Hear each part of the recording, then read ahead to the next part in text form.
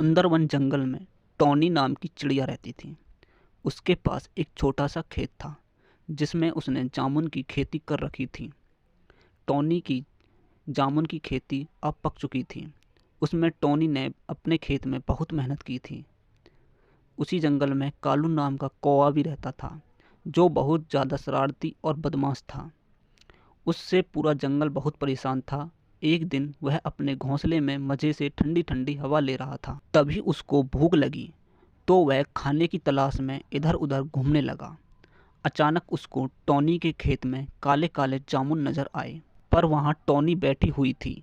वह जानता था कि मैं उससे खाने को जामुन मांगूंगा तो वह मना कर देगी, इसलिए उसने सोच लिया था कि वह अब चोरी से जामुन खाएगा।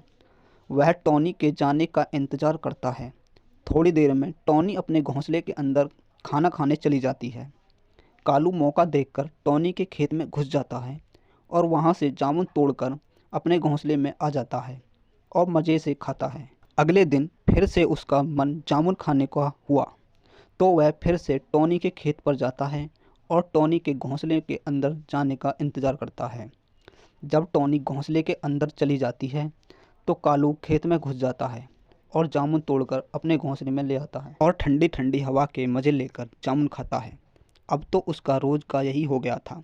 जैसे ही टॉनी घोंसले के अंदर जाती है और कालू टॉनी के खेत में घुस जाता है और जामुन तोड़कर घोंसले में ले आता और मज़े से खाता।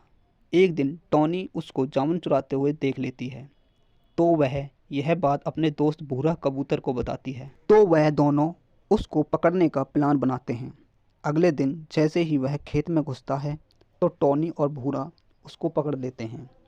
कालू उनसे माफ़ी मांगता है पर टॉनी उसकी एक ना सुनती है और उसको राजा के पास ले आती है। राजा उसको जेल में डाल देता है।